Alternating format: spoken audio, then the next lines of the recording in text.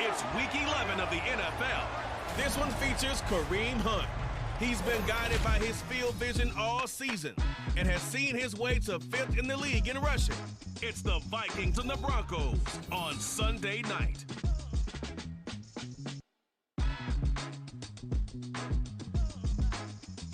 Thank you. On a cold night at the foot of the Rockies, EA Sports coverage of the NFL takes us to Empower Field at Mile High in Denver, Colorado. Tonight we've got a great Sunday night matchup on tap, as it'll be the Minnesota Vikings taking on the Denver Broncos. And hello again, everyone. Brandon Gaudin alongside Charles Davis. And Charles, we look at this Bronco team.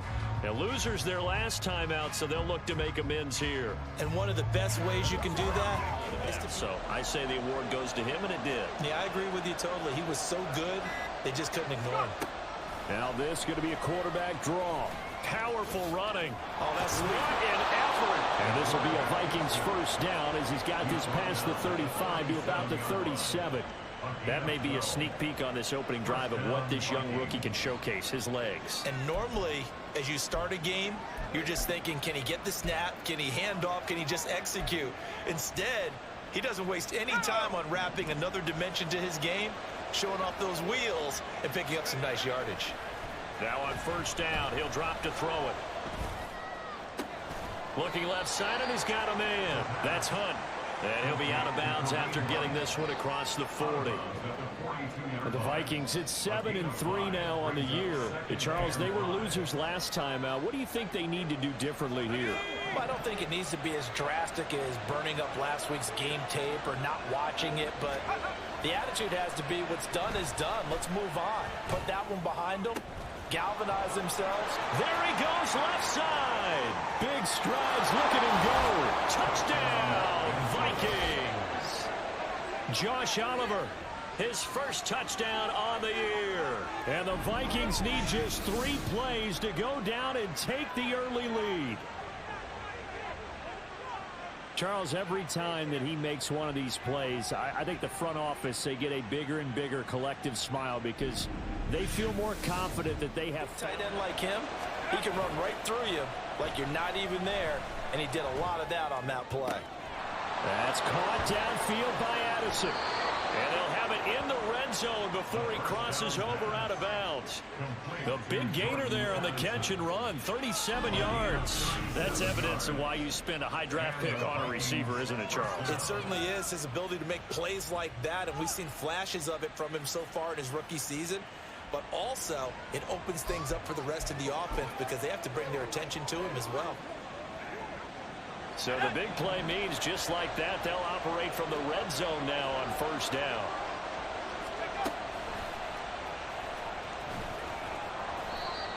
It's a pickup of 4, and it'll bring up second down. 4 yards on the pickup. Second and 6 at the 11-yard line.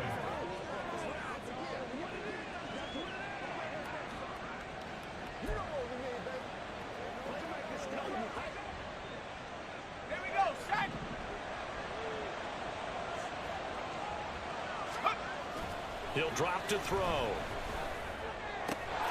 There's Hawkinson in the end zone. Touchdown, Vikings. A great play there. Hitting double digits with his 10th touchdown of the season. And the Vikings are off to a 13-0 first quarter lead. I'll let you do the analysis, partner, but with every touchdown pass this young quarterback throws and with the success. Options galore here, second and a few inches. Fighting to stay upright, being chased out left. Fighting through, and he'll be tackled right on the chalk of the 45. Nothing open downfield, he keeps it himself for 11 and a first down. There he goes, and for good reason. Running with it has paid dividends earlier in this game and earlier on this drive. And until they prove they can stop him, I don't think he's going to be shy about continuing to run for first downs instead of airing it out.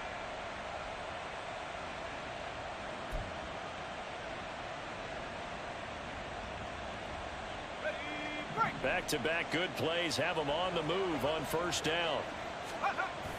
They're going to look to throw. Out to his left. Throw left side, taken in by Jefferson. And he is out of bounds, but not before he's inside the 30. That one nearly 30 yards, 29 officially. And that's a nice throw right there. And I'll tell you what I've seen in recent times and actually watched a presentation in the offseason from a college offensive coordinator that showed about 10 different drills that he runs with his quarterbacks to show them how to get out of the pocket, how to get comfortable when they're doing so, and to make plays under that type of duress. That's an example of what we're seeing in the colleges delivered to the NFL. So a 1st and 10 now in Denver territory at the 26-yard line. They'll let the QB keep it here off the option. And they'll work it inside the 15-yard line before it's all said and done. That's over 40 yards of movement with those last 2 plays. A lot to praise on this drive, obviously. I know you're seeing what I'm seeing. Those guys up front, they're getting it done. Doesn't matter what play is called. They are handling their business at the line of scrimmage and dominating right now on this drive. And they get to him quickly here as he stopped right around the 13. Only a yard on the keeper, and it'll be 2nd down. Anytime you decide to use your quarterback as a runner, most of the time when you design a play, you're expected to break a little bit bigger than this one, because when you run him on short gains, your risk-reward and him taking hits, I'm not sure that's the payoff they were looking for. 2nd and 9 now. There's Hawkinson in the end zone. Touchdown, Vikings. A great effort there, with touchdown number 2 in the game and now 11 on the year. And the Vikings have moved out in front by 3 touchdowns.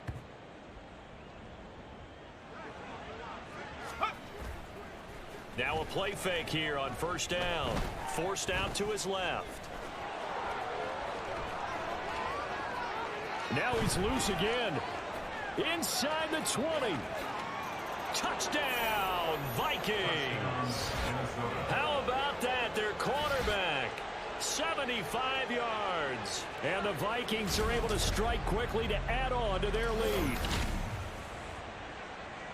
He continues to show at this level that he can not only pass for touchdowns, he can run for touchdowns. Not the first time we've seen this, because this young guy, he really makes it happen. So what that tells me is the book on him has to change. You got to now plan for those legs.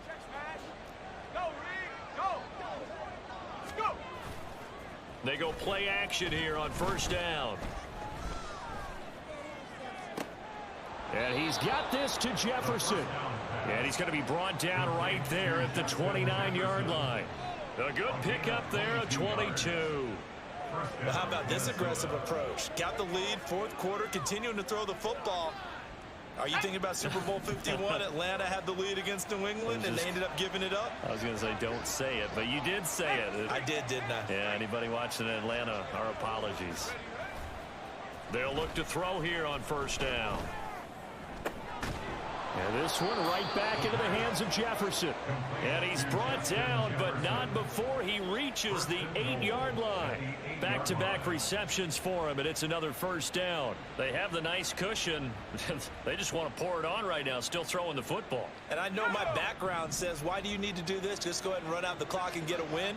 But as many people have pointed out to me, it's a video game, man. Go ahead and put the numbers up. Sportsmanship, not an issue. Exercise those fingers. It won't be a sack, but it's no gain, and it brings up 2nd down. These are running back numbers that he's accumulating right now. Received double-digit carries and has rewarded them by breaking the century mark in rushing, in addition to what he's done through the air. Definitely MVP caliber football we're witnessing. Here's 2nd and 8.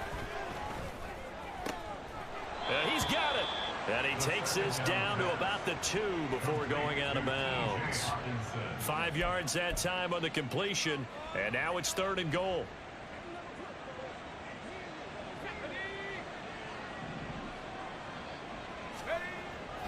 They'll set up to throw. Oh, the ball comes out on the hit, but they'll say it's incomplete. His back has been... That one looks like he'll throw here. Buying time to his left. And he'll be taken down, but not before they work it across midfield. Big yardage there on the scramble. It gets him a first down. Partner, even I can figure out who deserves the lion's share of credit for their lead right now, because he has been terrific in a dual threat role, really chewing up yardage and getting them points with his legs. Simply put, that defense has had no way of stopping him, and that's why his side is on top. Now they'll fake the jet sweep here and throw off play action. This one brought in by Jefferson. And they'll wind up getting this to the 37. Gain of 9. To Justin Jefferson.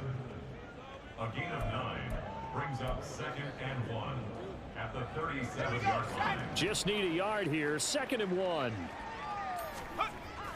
They'll drop to throw. Flushed out right. And he can't get rid of it. He's taken down. DJ Jones able to take him down. It's a loss of 3. Brandon, that's just football 101. If you're out of the pocket, you've got to get rid of the football in this situation. You cannot take a sack in a 2-minute drill. In need of a conversion on 3rd down. They had the big play to start the drive. Not much sense.